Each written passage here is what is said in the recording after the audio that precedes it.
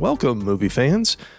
Thank you so much for joining us for episode 73 of Reading Between the Reels. If you're a new listener, we're so glad you found us. If you've been enjoying the show, please tell someone about us. Send a tweet, post to Facebook, write a review on your favorite podcast catcher, or just recommend the show to a friend. I'm Craig Dickinson, and today on the show, I'll be sharing the third in our series of Star Wars conversations that my English classes participated in with special guests.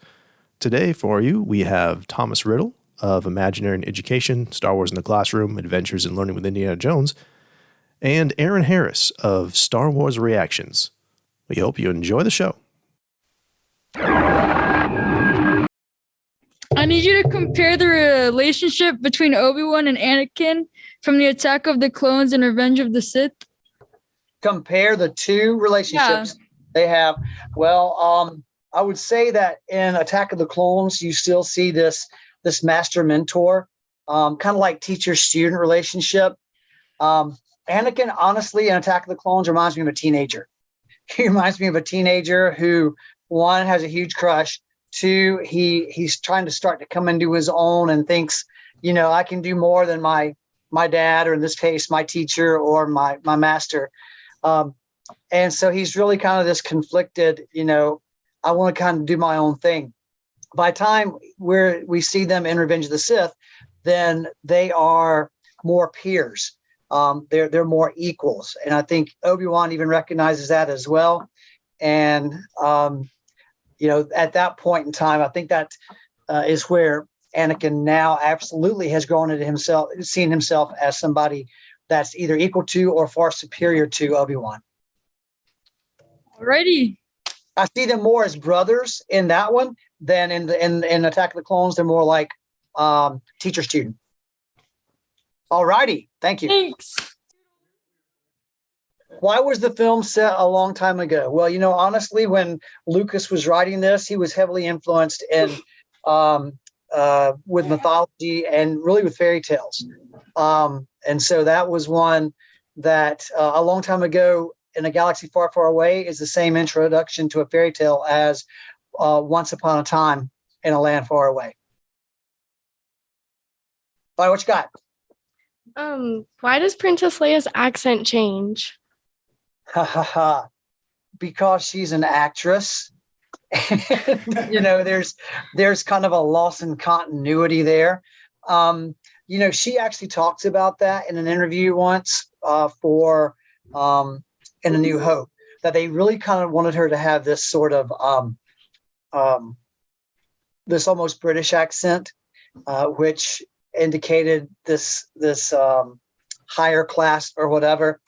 But she was getting sort of different direction, and it finally just slipped away. Did you catch that, or did you catch that yourself?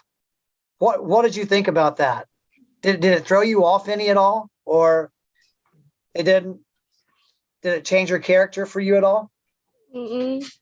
Yeah, well, I think that's okay.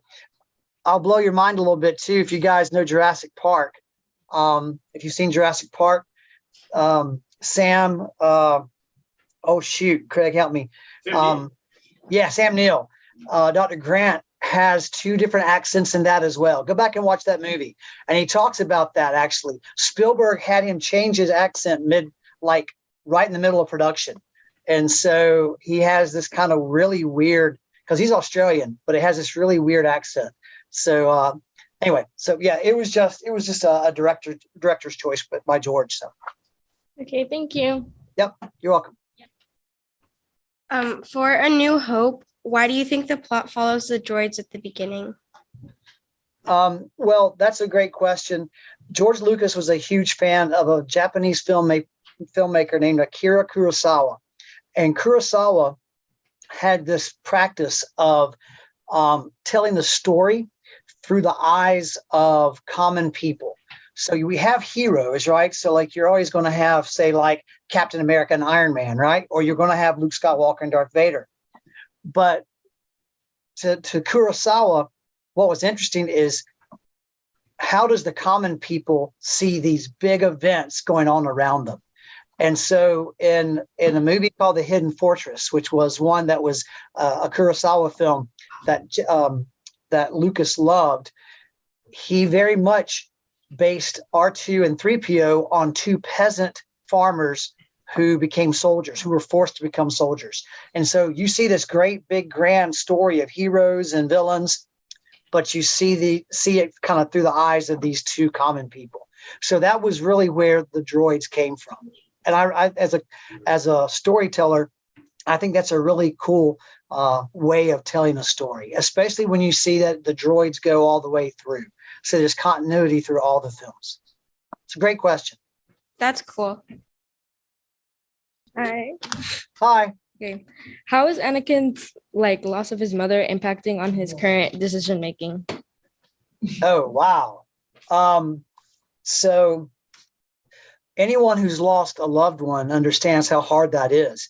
But you have to think, especially in Anakin's case, he had no one else that really he was allowed to love or could love. Remember, Anakin came to the Jedi Order as older. He wasn't taken as a baby or given as a baby, and therefore he had a long time to develop a deep relationship with his mom until he was like 9 years old.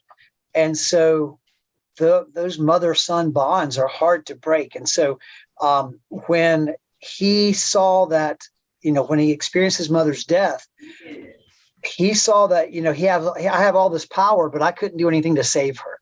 And so in a way, Anakin begins to blame himself and says that will never happen again. That's very important, actually, because who's the next person closest to him that he thinks he may lose? He's lost his mother. Then who's after that he loves that he might lose? Padme. And so he's experienced that kind of loss before, and he's convinced he will never let it happen again. And so that's where he really kind of starts down that path to the dark side. But good question. Thank you. You're welcome.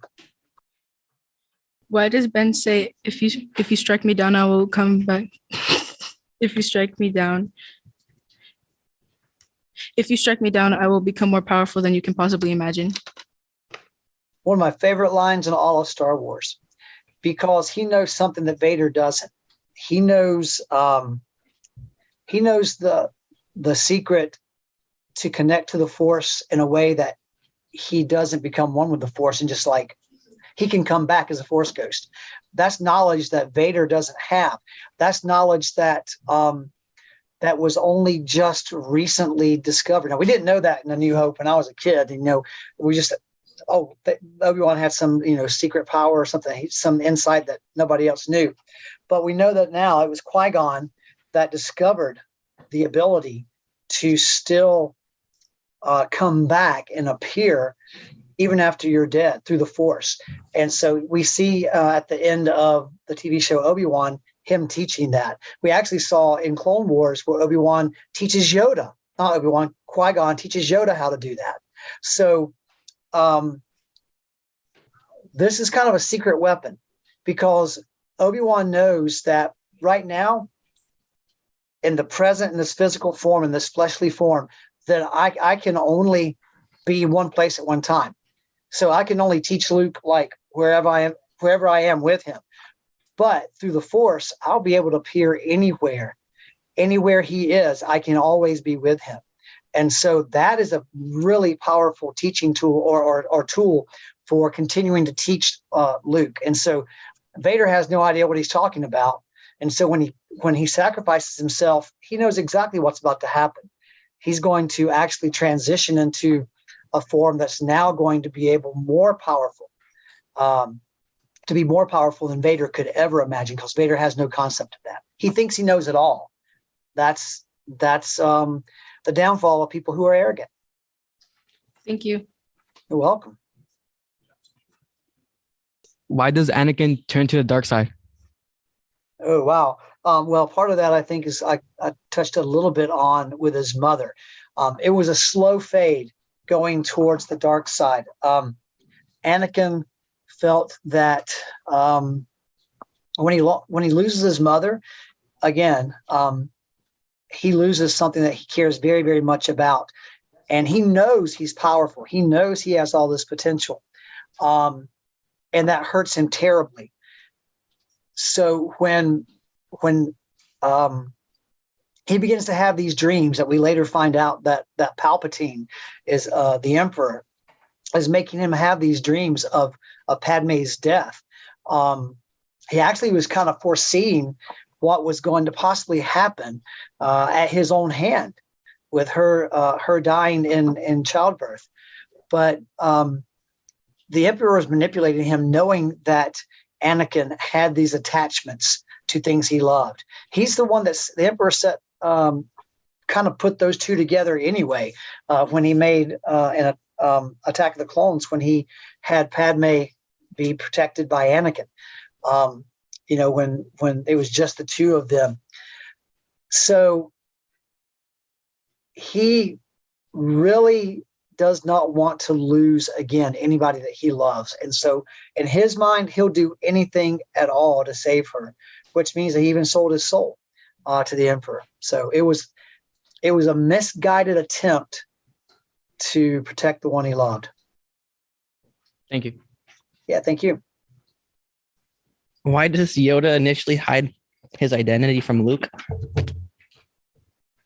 Because it's funny. I mean, it's hilarious. It was really a test for Yoda to see Luke's level of patience, because he knows that Luke's had no training. He's way, way older than any other Jedi would typically be to be trained, much more so than his father. And one of the things that he knows that one of the qualities he knows that Luke's going to have is patience. And so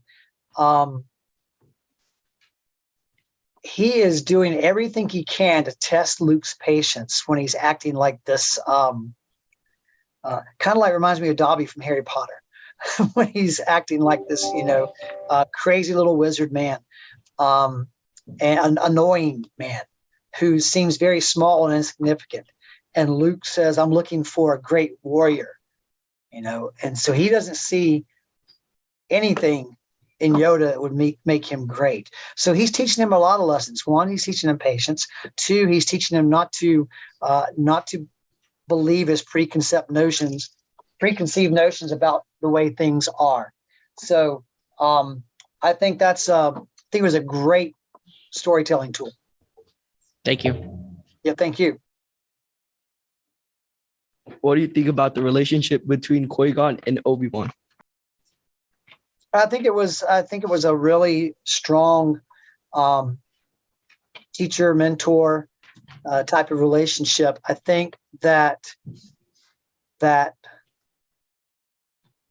Qui-Gon really cared about his Padawan, really cared about his student, and I think what he was doing with Obi-Wan is that there's a line where something that he says in Phantom Menace, where he sees that Obi-Wan will be a much greater Jedi than he is, and that's what you want as a teacher or a parent. We want you as students to go far beyond anything that we did.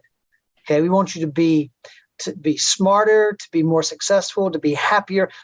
That's what we want. We want you to move beyond where we are. Same thing with parents. And so Qui-Gon looks at Obi-Wan and has really developed him and sees this great potential in Obi-Wan that he doesn't yet even see in himself. And so I think Qui-Gon was a terrific teacher. The other thing I think about that is that Qui-Gon saw things that others on the Jedi Council did not. And so it's Qui-Gon, I think, is in many ways is one of the real heroes of the entire saga, because had it not been for his connection to what he called the living force, no Jedi would have learned how to die and still come back, which was instrumental in Luke destroying the Death Star, in Luke getting his training, going to Dagobah. I mean, it was Obi-Wan coming to Luke with that knowledge that Qui-Gon has passed on. So I think they were a really strong teacher-student pairing, and I think Qui-Gon was an incredible teacher. And thank you. Thank you. At this point in Sega, Han and Luke have seemingly switched roles. What is the reason for this? At what point in the saga, though, that they switch roles? I mean, because is it like in the sequels or in the original trilogy, or I think You it was mean- in the sequels. where Luke's kind of hiding on the island? Wait, what do you mean? So, Wait, it's under like Return of the Jedi. Return of the Jedi. Yeah. Okay, so that Han and Luke have switched roles. Well, okay, so that's great. Now I got you. What we see when we first meet Luke in A New Hope is he's a naive little farm boy. I mean, he's just a teenager trying to figure his way, make his way through life.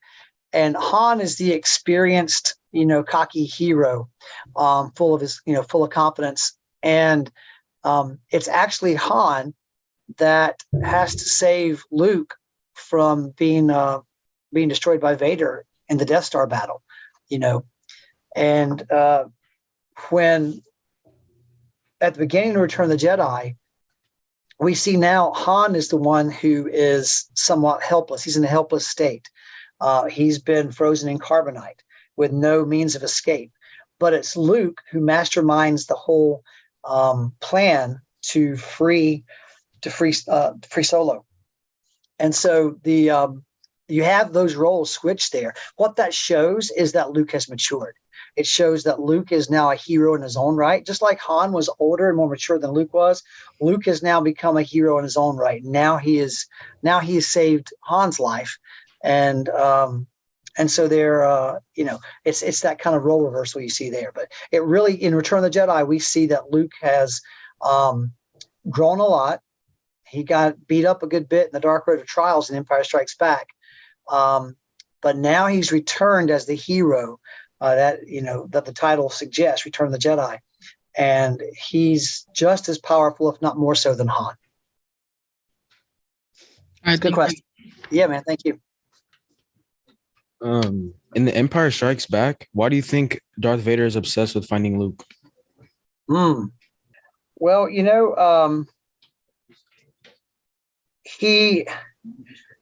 when I was a kid, we didn't have all this backstory now that we have through the comics and such, that Vader realized or learned that Luke was his son. And now through the comics, we've learned, and some other stories, we've learned that Vader learns earlier than we thought that Luke was his son. When I was growing up and we were watching these as all of us the first time originally, it seemed like he was after him for revenge. He was hunting him down because, hey, you blew up the Death Star, you're this big bad hero now, and I'm coming after you because you hurt the Empire. But then, of course, we see, even in that film, that we learn from the Emperor that he's his son. And so Luke, now though, sitting where we are in 2023 in the story, with a Sith, there's always two, right? There's a master and apprentice, and that the apprentice is always looking to overthrow the master. Yeah. And so to be able to do that, Vader's going to need his own apprentice, right? Yeah. And so who better to be an apprentice to him than his son?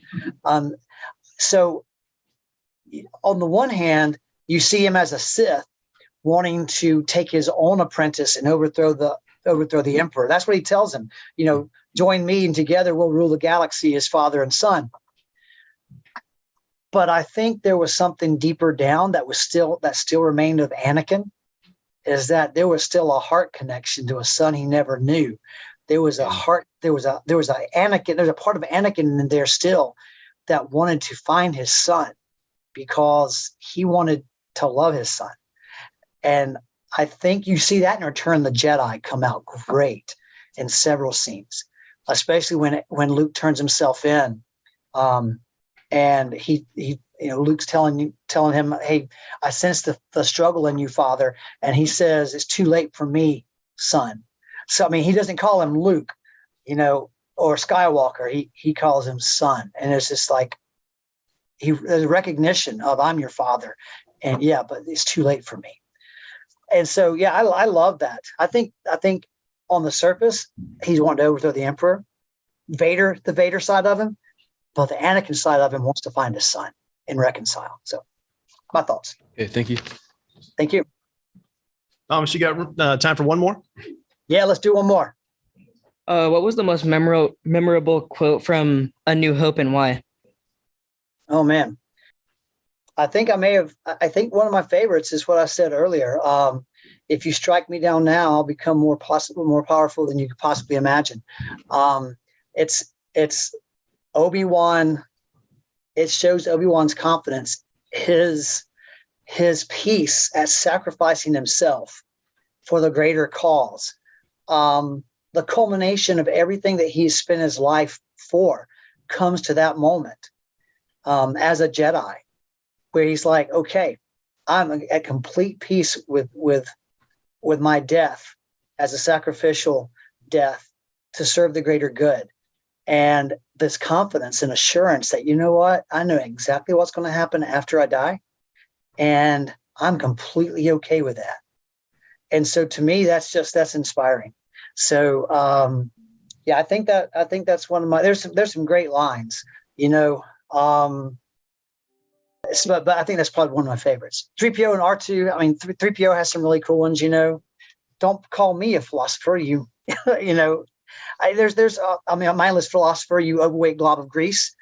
Now get in there before somebody or get out of there before somebody discovers you. I mean, there's all kinds of little banter like that. But the one I told you, I think that's my favorite. Okay, thank you. If you could have a specific character have their own spin-off series, who would it be? I would like to see a spin-off with Alexander Kallus from Rebels. He was a rebel. He was an Imperial officer. Then he became a rebel, a spy for the rebellion, and then joined the rebellion. So I would like to see his story fleshed out a lot more in a spinoff. Okay. Bye. Hi. The fight didn't. Luke, go to the dark side. They didn't have enough cookies. They it was probably very tempting for him. He had all the opportunity in the world. To give in to the dark side, to let go of all his restraints and let his anger and emotions take over. But it took more strength to resist and contain himself. So I think in the long run, he knew what happened to his father. He finally got to meet Vader face to face and have those conversations with Vader the few that he did have. He knew he couldn't get into the way his dad did. He had to save his father, and the only way he could do that was by holding on and not giving in to the dark side. So that's why I think he never gave up to do it. Thank you. You're welcome. Hello. All right, I have a what if question. So, okay, in the Phantom Menace during the battle with Qui-Gon, Kenobi, Darth Maul, what if Kenobi had died instead of Qui-Gon? Ooh. We would have a very interesting story at that point. I think that things would have played out completely differently. I don't see Anakin falling to the dark side at that point. I see Qui-Gon actually fight with Anakin at his side, and the Emperor never actually taking over. I see it playing out completely different, because Anakin looked at he looked at Obi-Wan as a brother, but Qui-Gon he looked at as a father. Yeah. The father he never had. So I think having that father figure in place during his formative years would have changed the story at that point. It would have. Thank you so much. Thank you. Great question. Why do you think Darth Vader was obsessed with finding Luke? Because it was the son he thought he didn't have. Well, last time all he knew is Padme died. He didn't know, and he assumed that his son died in childbirth. So when he realized that the upstart rebel pilot who blew up the Death Star was a Skywalker, he knew it was his son. So he became obsessed with finding his son. And because that was, Padme was his life. He did everything for her. And when he found out she was pregnant, he did everything for her and his unborn child. So he did everything a father could do to get back to his son. Okay, thank you. Who's your favorite character and why? Who is my favorite character and why? Well, if we're just talking about the movies, it's Obi-Wan Kenobi. Obi-Wan, I felt, was a very, in the original trilogy, was a very underrated character, but we end up seeing he plays a huge role in the movie. What really got me into the character even more was actually seeing some of the animated stuff from the Clone Wars, where they really flesh out his relationship with Anakin. We got to see that brotherhood that he talked about in Revenge of the Sith, and that really changed the storyline for him in my eyes. So definitely Obi-Wan. If we're just talking about everything, including all the animated series, it's Chopper the droid from Rebels. So he's just got an attitude that I relate to. Oh, thank you. You're welcome. Hello. Hello. What was your favorite Star Wars film? Favorite film is the original 1977 Star Wars, A New Hope, mainly because that's the first one I ever saw. It has a lot of sentimental value to me, and just because it's the first one I saw, it's what got me hooked in. And I didn't see it in 77 because I wasn't even born yet at that point. I remember I saw it on TV for the first time in the mid 80s, so it really stuck with me. Thanks. All right, so why do you think Palpatine said Padme lost the privilege to die or to live? That's a good one. Padme for Palpatine was a tool and a distraction. He knew in order to get Anakin to turn to the dark side, he had to have Padme to create that attachment and make Anakin emotionally off balance. Whereas he also knew if she lived, she would keep Anakin's focus and loyalty would be to her and not to him. So in the long run, it was a catch-22 for Palpatine. He needed her to a certain extent, but then he needed her gone in order to complete his plans. So of course, there's a lot of speculation out there about how Palpatine used her life force to save Anakin after Mustafar, but that's all fan theory and stuff. But it definitely makes a lot of sense knowing all of that. What were your thoughts on the clone troopers fighting for the die in Attack of the Clones? It was fun to watch. I remember when the Attack of the Clones came out, and seeing them on the screen for the first time, arriving in the arena on Geonosis and saving the Jedi that were left. It was a lot of fun. It was very exciting to see, but it was also very ominous too, because at some point those guys are going to eventually become the stormtroopers that we see in the original trilogy, and there's going to be a transition at some point. And of course, we were all proven right in episode 3 when we saw him execute Order 66. So it was fun. I really enjoyed seeing the debut of the clone troopers.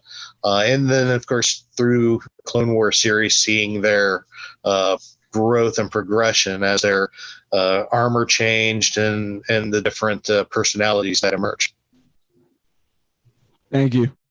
You're welcome. How did Luke become a Jedi? How did Luke become a Jedi? Yeah.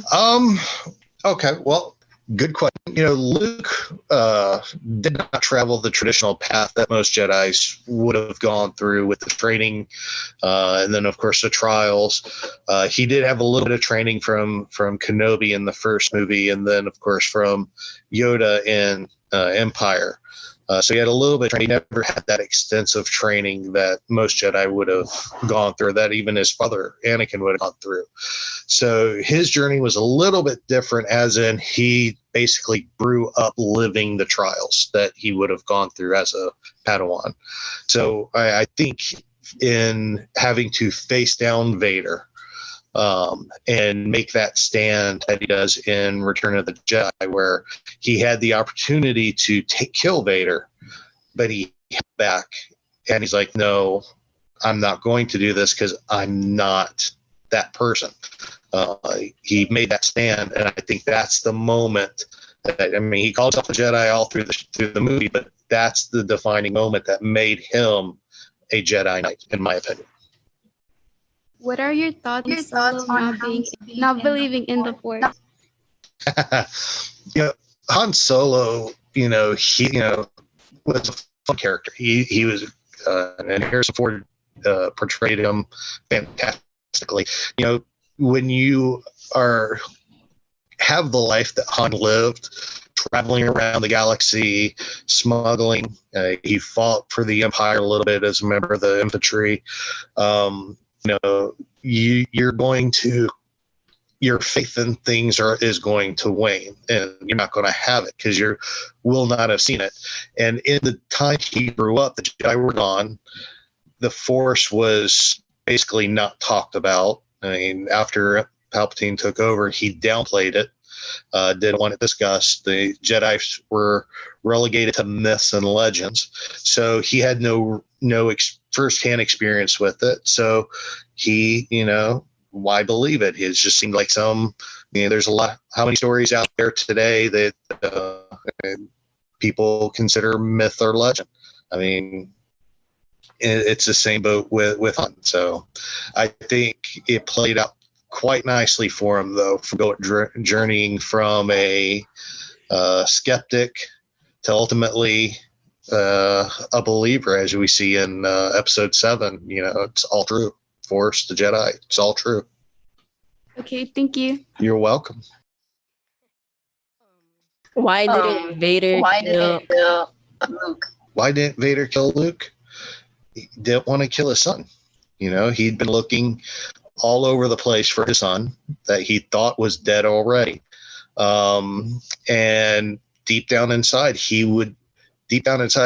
and even Luke knew this, he knew Vader would never harm him. One, because this is his father, but two, the attachment that Anakin / Vader had with Padme never would have stood for him doing what he did. And now he has Luke. Luke is his one connection to Padme. So he's not going to get rid of the connection to the woman he loves. And that's why he could never bring himself to kill Luke. Thank you. You're welcome. Why might it be a bad idea to give Anakin the assignment to protect Padme? Why would it have been a bad idea? Yeah. What could she do wrong?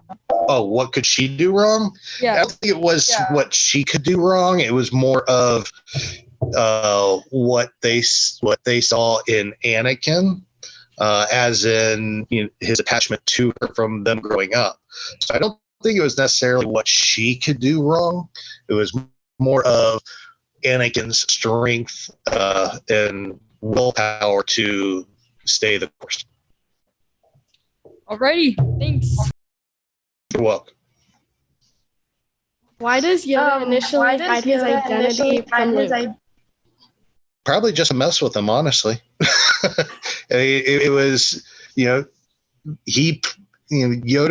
is a very strong character in the Force. So he knew who Luke was before he arrived, and Ben probably told him he was on his way, so he knew who he was.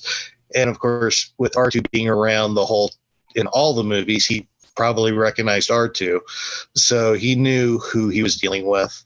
So it was probably just to test them, to see as a test, because you saw how Luke reacted with Yoda. He's looking for a great Jedi, and you never even imagined that this short little green big-eared goof was the great Jedi master he was looking for. So it basically played on his prejudice and helped him realize that not everything is going to be how you picture it, which I thought was a pretty good lesson for Luke to learn at that moment. Okay, thank you. You're welcome. What was your favorite movie that Obi-Wan was in? Favorite movie that Obi-Wan was in? I like a good one. Probably my favorite one with Obi-Wan would be Revenge of the Sith. Because at that point we see just the whole range of emotion for Obi-Wan. We see success, we see joy, we see stress, we see heartbreak, we see devastation. It is a full bore story for Obi-Wan at that point. And his speech there at the end as Anakin's burning up on the lava shore, when you know the background and history between the two, that you don't see in the movies, that you see through the novels, through the Clone Wars, it makes it even more heartbreaking, that speech, because they truly were brothers, and he truly did love Anakin. What did you think of Anakin's killing of Count Dooku? Was it justified? Was it justified? Could it be justified? Yeah. I mean, he led the Separatists and the murder of many, many Jedi and many, many troopers and many, many civilians. So yeah, could it be considered justified? Yes. Was it right? No. He played into the Emperor or Palpatine's hands at that point by doing that. He knew he shouldn't do it. He even says this isn't right, and he allowed Palpatine to manipulate the situation. So, was it justified? I think you could say it was justified, but was it right? No, wasn't right. Okay, thank you. You're welcome. Why is the film called The Phantom Menace? Why is the film called The Phantom Menace? Mainly because there's you can actually look at that as several different ways.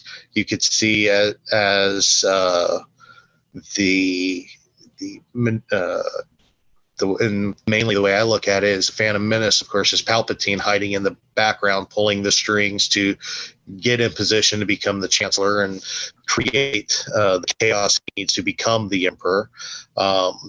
You could also look at it as the fact that we're seeing Anakin for the first time. He is that Phantom Menace that's coming as he is going to become Darth Vader. I mean, there's a couple different ways you could look at that, but I tend to lean more on the Palpatine being the Phantom Menace, and that's why it was called that, because we basically set him up to create the chaos he wants to lead the galaxy. Thank you. You're welcome. What was your favorite fight in the Star Wars movies? Favorite fight in the Star Wars movies? Very easily, hands down, it was the fight in The Last Jedi between Rey and Kylo Ren versus the entire Praetorian Guard. That was just so visually stunning and so well executed. It became my favorite the first time I saw it. And I haven't seen one match it to date from the movies. Okay, bye. Bye. So as we close, we just want to say thank you so much for listening. If you'd like to connect with us, you can find us on Twitter and Facebook, email us at readingbetweenreels@gmail.com, or use the SpeakPipe app on our website. If you enjoyed the show, please tell a friend and support us by writing a review on your favorite podcast catcher.